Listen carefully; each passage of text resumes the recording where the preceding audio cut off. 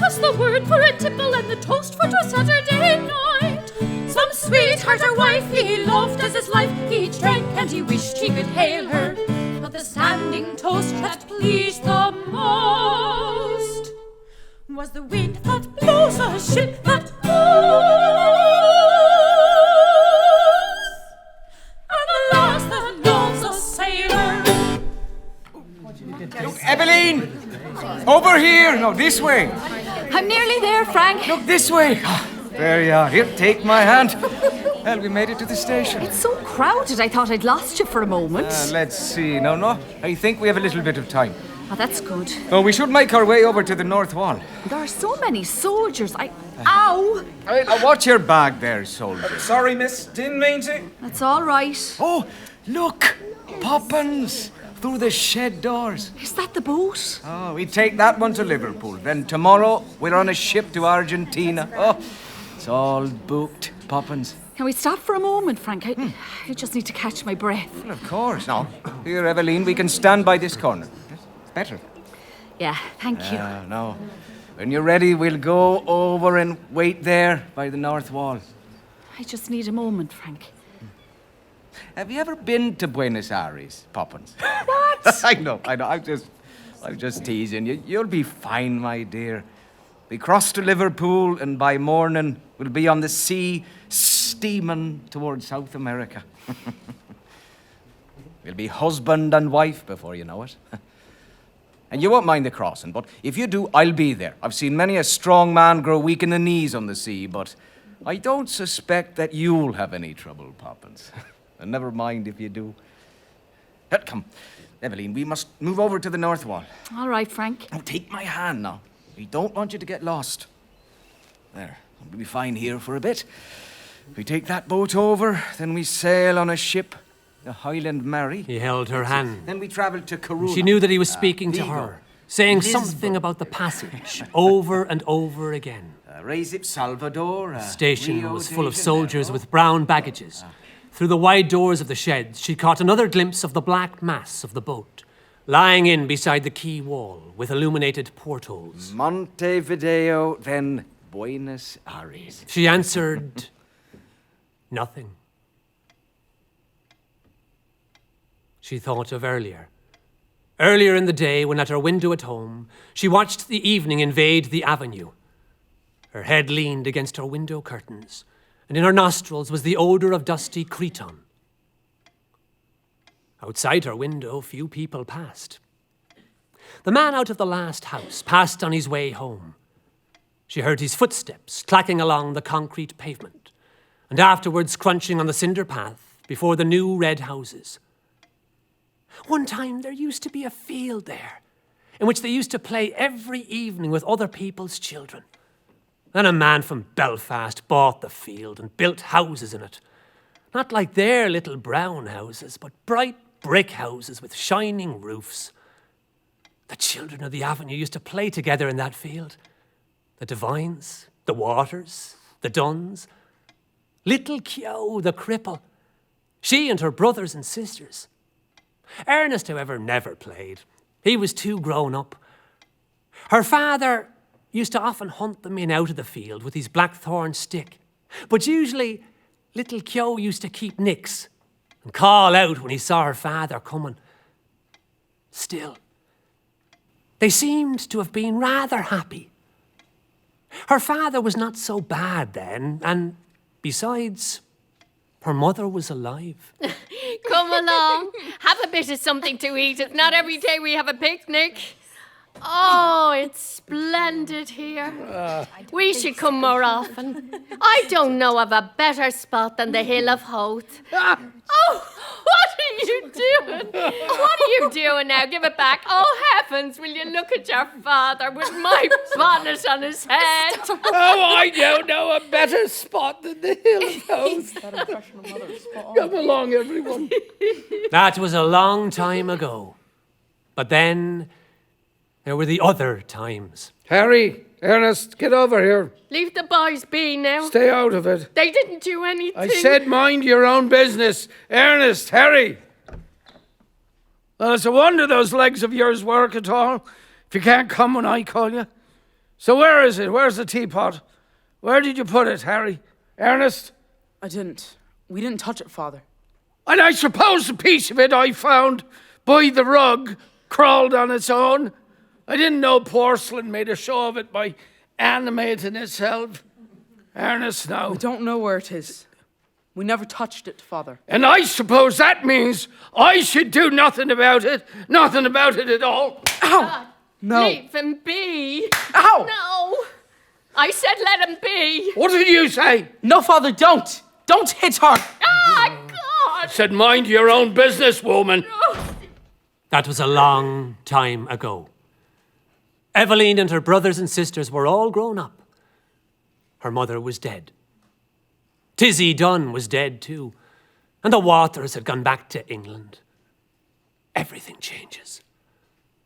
Now she was going to go away like the others. To leave her home. Home? She looked around the room, reviewing all its familiar objects which she had dusted once a week for so many years, wondering where on earth all the dust came from. Perhaps she would never see again those familiar objects from which she had never dreamed of being divided. And yet, during all those years, she had never found out the name of the priest whose yellowing photograph hung on the wall above the broken harmonium, beside the coloured print of the promises made to Blessed Margaret Mary Alacoque. Eveline had consented to go away, to leave her home. Was that wise? She tried to weigh each side of the question. In her home, anyway, she had shelter and food. She had those who she had known all her life about her. Of course, she had to work hard both in the house and at business. What would they say of her in the stores when they found out that she'd run away with a fellow? Say she was a fool, perhaps, and her place would be filled up by advertisement. Miss Gavin would be glad. Miss Eveline Hill, don't you see those ladies are waiting? Yes, Miss Gavin. Look lively, Miss Hill, please. She would not cry many tears leaving the stores. But in her new home, in a distant, unknown country, it would not be like that. Then she would be married. She, Eveline. People would treat her with respect then. Eveline! Hello, Frank. Come, Eveline, we don't want to be late. Shh, Frank, don't let Miss Gavin hear you. And why not? There's nothing improper for a fellow to take a girl to the theatre. And in good seats. Not the balcony, mind you. I'm nearly done. Be off with you. Well, wait outside for a moment. I'll be out soon. All right. But don't give them another extra minute. Miss Gavin is lucky to have you here, you know. Be off. And I'll tell her that myself. Miss Hill, Miss Hill.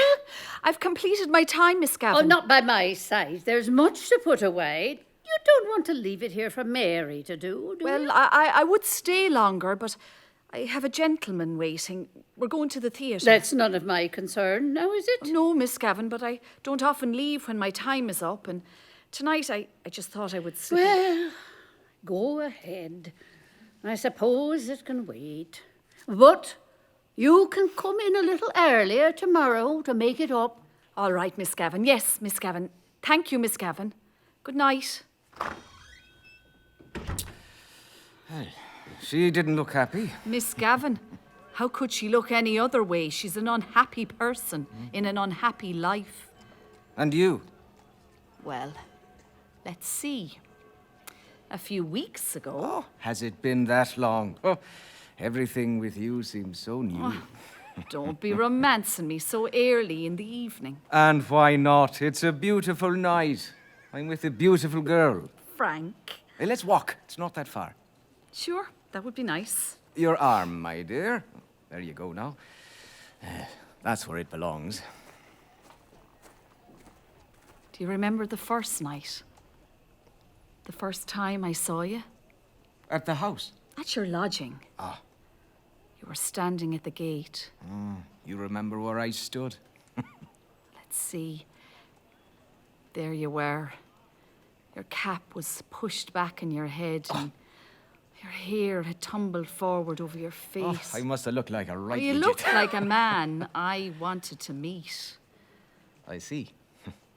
Your face all bronze. Your shoulders so broad. My face is red as a beet now. It becomes you, Frank. Well, then I'll try to be more embarrassed around you more often. Only? Only I'm too proud. Too proud of the fact that you let me see Miss Eveline Hill. Let me meet you after your work. Let me walk you home every evening. Let me get to know you, care for you. And fancy that. I thought we hadn't reached the theatre yet, but here you are, acting up a storm as if you're before the footlights. Oh, Eva, you know me better than that by now. I suppose. I've been nearly around the world. Well, at least a bit of it. And it took me coming back here to find someone. To find you. Well. Here we are. Well, Frank, if we don't go in soon, you'll have wasted the tickets on such sentiment. Sentiment? Stored up, I don't doubt, from too much time at sea. No doubt. And seeing as you have already got the tickets, I don't want to miss... Well, what is it we're seeing? The Bohemian The Girl. Bohemian Girl. I could just whistle the tunes right here. Oh, Frank. I could, you know. No doubt. I suppose you could do anything you put your mind to, my dear Frank. I suppose you could make dreams come true if you put your mind to it. No doubt.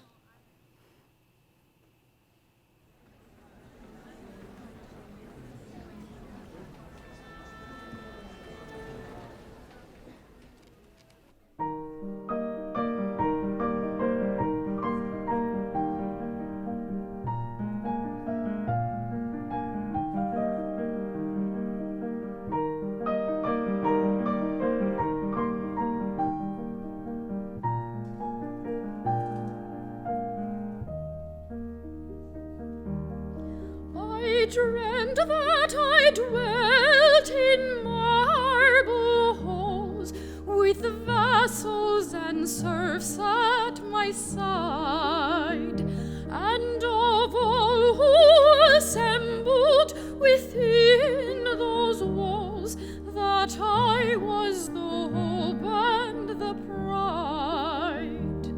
I had riches too great to count, could boast of a high ancestral name.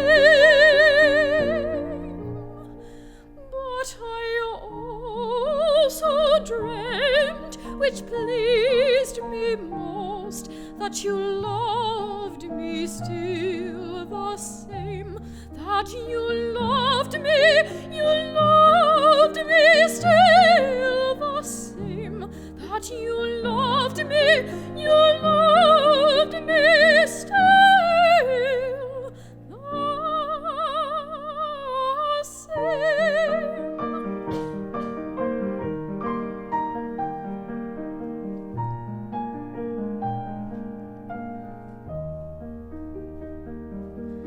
I dreamt that suitors sought my hand, that knights upon bended knee, and with vows no maiden heart could withstand, they pledged their faith to me.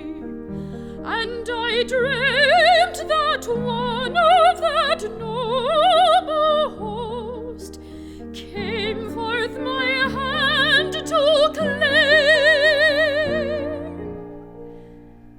But I also dreamt, which charmed me most, that you loved me still the same, that you loved me still the same, that you loved me still the same.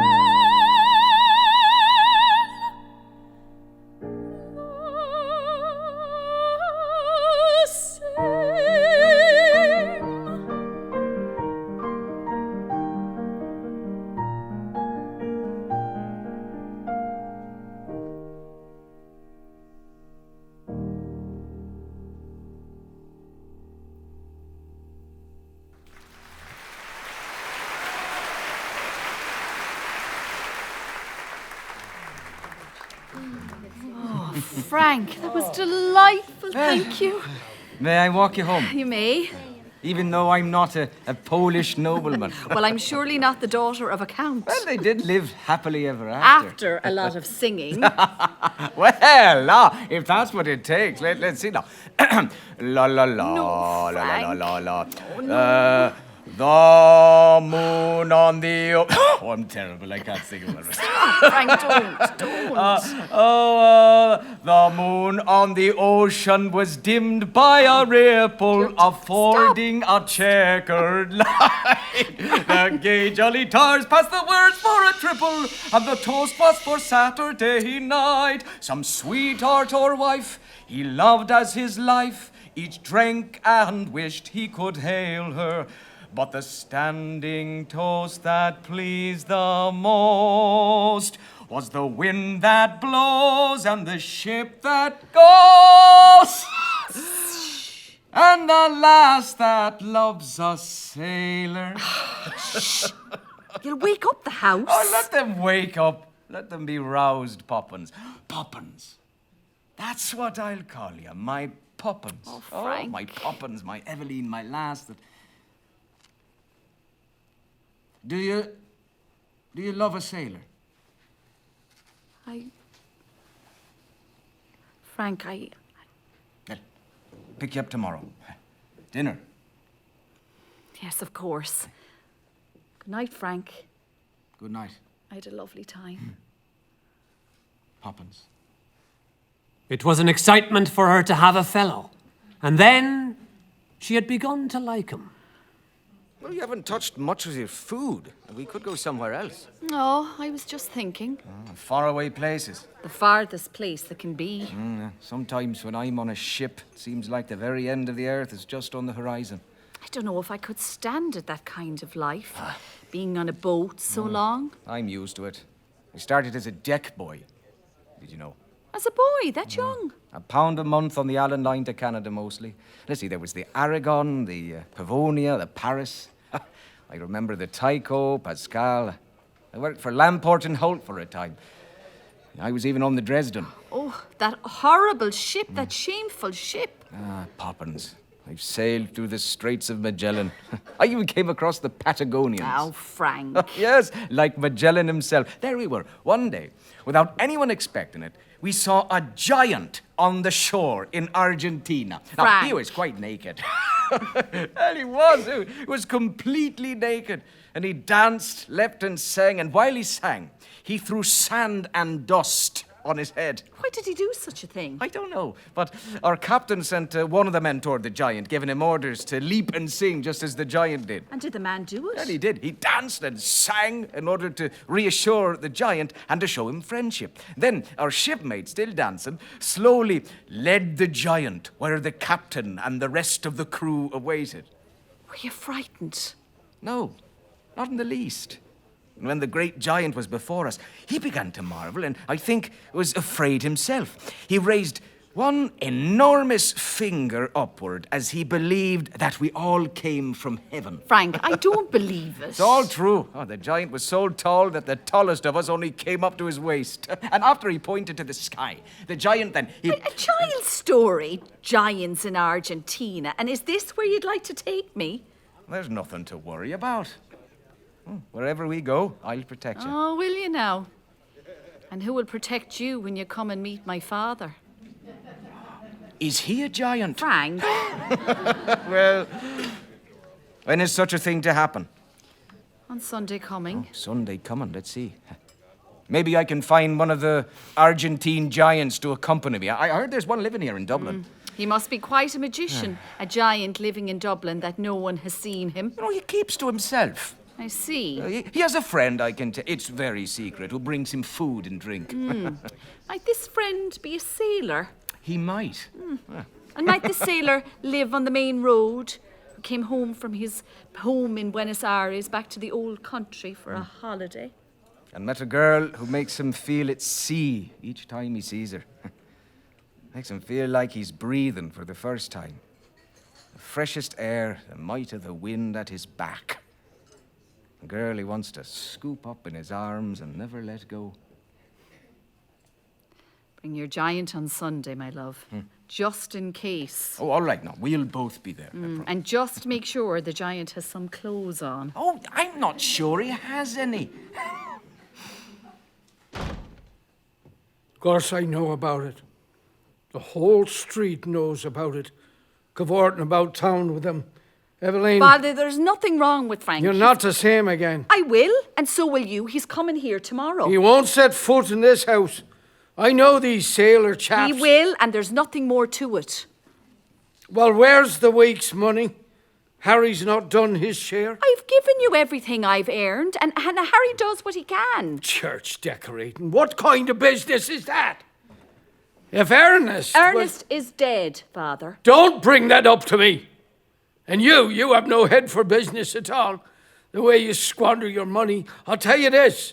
I'm not going to give you my hard-earned money the way you throw it about. And what about the money for Sunday dinner?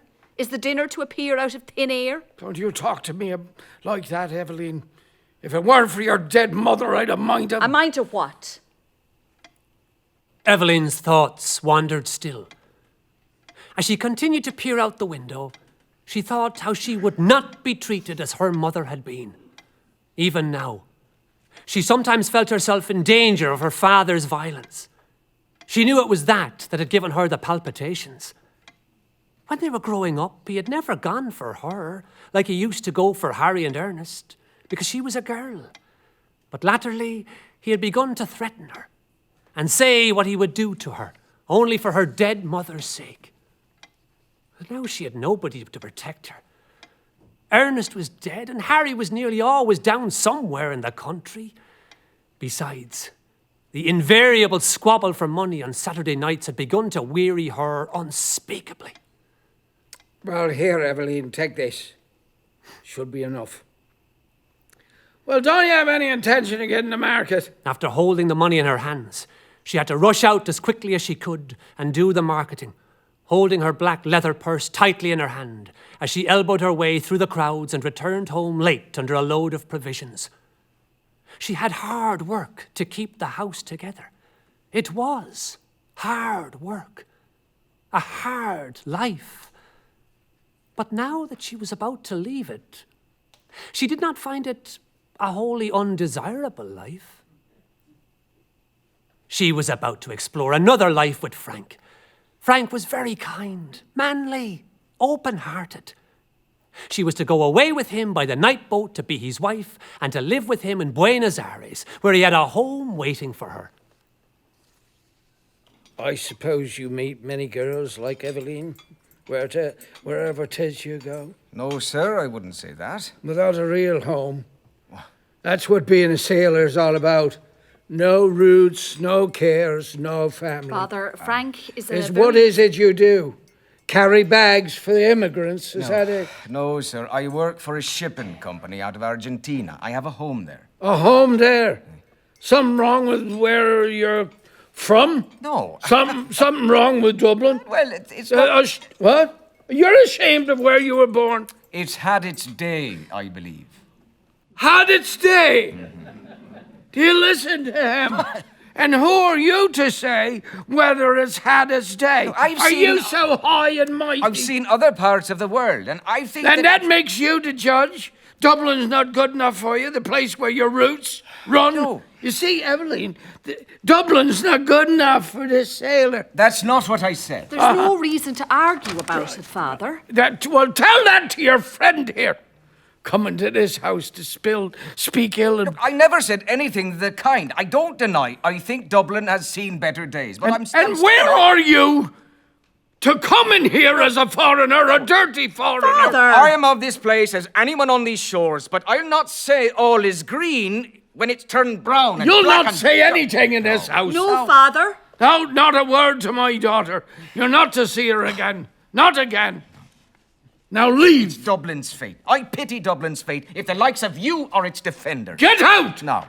Frank!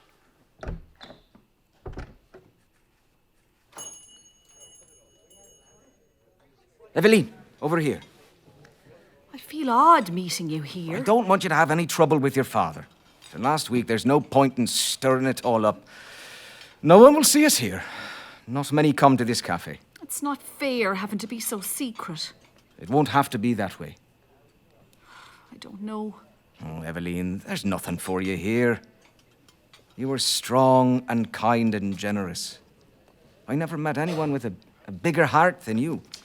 But Look, there's a world where you can be who you are. My Eveline, where you're longed for, my darling. Frank... I'm not much for fancy words and all, but I know what's in my heart and soul.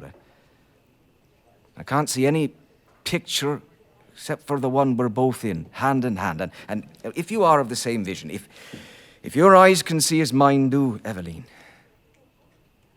will you come home with me and be my wife? Oh, my Frank. My lovely Frank. I will. I will. There was Eveline in her room. As the evening deepened in the avenue, the white of 2 letters in her lap grew indistinct. One was to Harry, the other was to her father. Ernest had been her favourite, but she liked Harry too. She noticed her father was becoming old lately. He would miss her. Sometimes he could be very nice. Sometimes he would care for her. Come, it's a bit warmer by the fire. The warm will do you some good. Oh, thank you, Father. I'll be fine. You've come down with something. I'll be fine. No, put the blanket around you. You don't want anything worse to come your way. I'll be fine. Well, we'll see to it that you are. Here, I made you some toast. Thanks. You can't fight it without something in your stomach. I'll be better tomorrow, I'm sure. You'll be better if you listen to your father now. So, here, sit by me. That's right. You can come closer, I won't bite. You may want to be near, since I'll be reading you these ghost stories. Oh, my book! I remember that book. You put your mind on nothing more. Now there, let's see. This is by Major McGregor. He says, in the end of 1871, I went over to Ireland to visit a relative living in a square in the north side of Dublin. In January 1872, the husband of my relative fell ill. That one. Not all that frightening. Father, read the one about the priest. Well, I don't know, Evelyn. I don't know if there's any such kind in this book. Oh, this is the one you mean. Here it is. A truly terrifying sight was witnessed by a clergyman in a schoolhouse a good many years ago. Yeah, that's the one.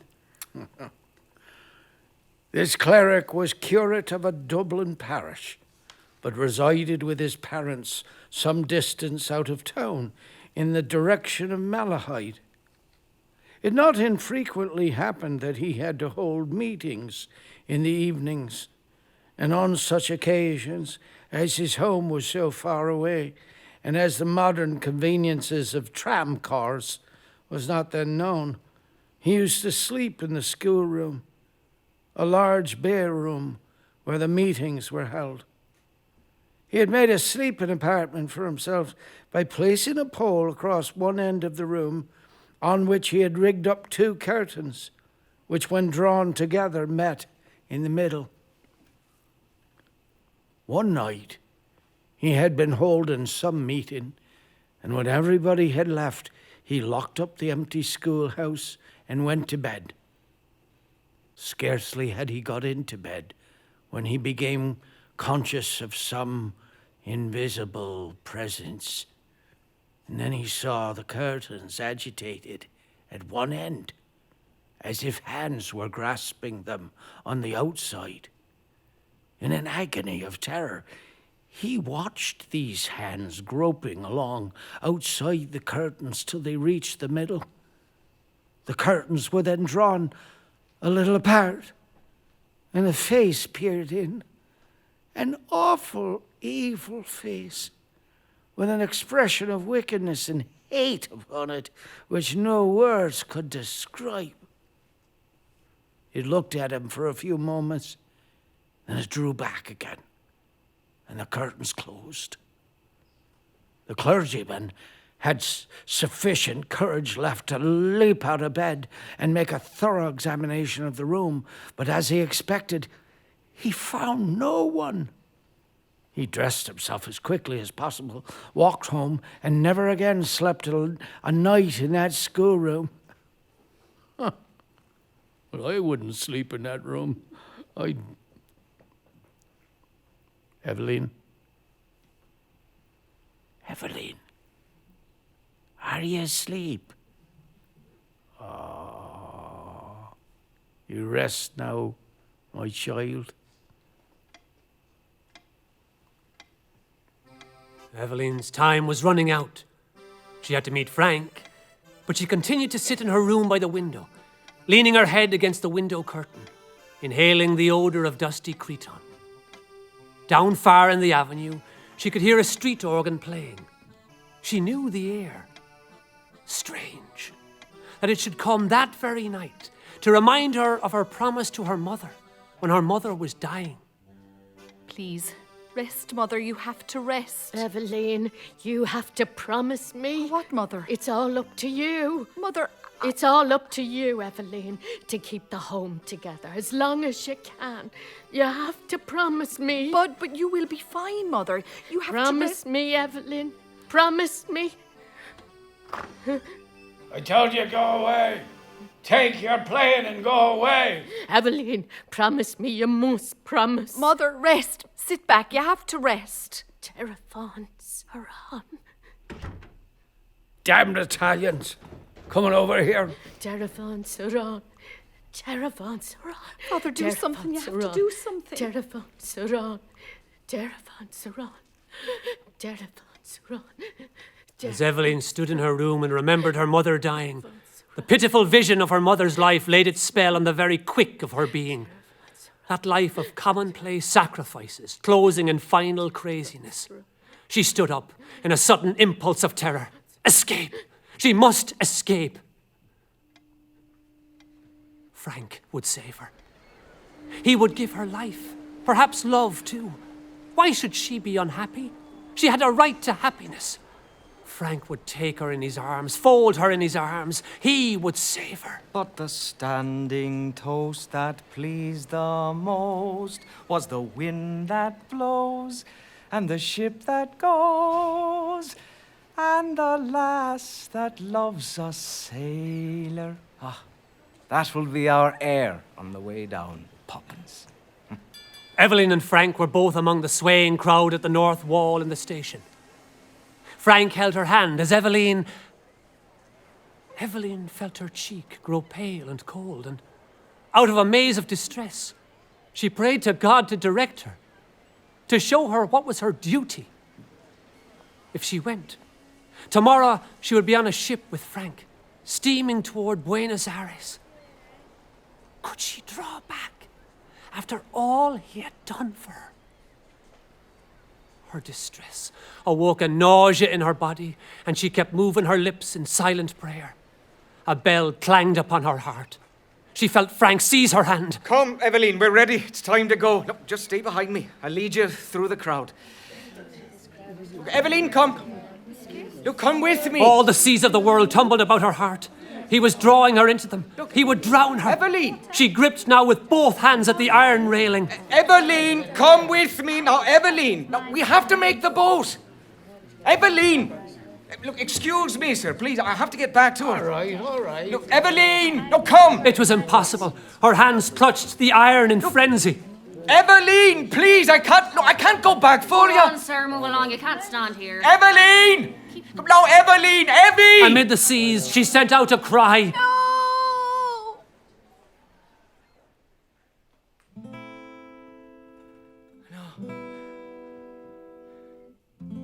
Eveline. Frank rushed beyond the barrier and called to her to follow. He was shouted at to go on, but he still called to her. Oh, please. Eveline! Eveline! She set her white face to him, passive, like a helpless animal. Her eyes gave him no sign of love, or farewell, or recognition. Eveline. Silent a moil be the roar of thy water. Break not, ye breezes, your chain of repose, while murmuring mournfully Lear's lonely daughter tells me the night star her tale of woes. When shall the swan the death note singing sleep with wings of darkness unfurled? When will hem its sweet bell ringing call my spirit from this stormy world? Sadly a while to thy winter weeping, fate bids me languish long ages away. Still in her darkness doth therein lie sleeping. Still doth the pure light its dawning delay. When will that day star mildly springing warm our eye with peace and love? When will hem its sweet bell ring?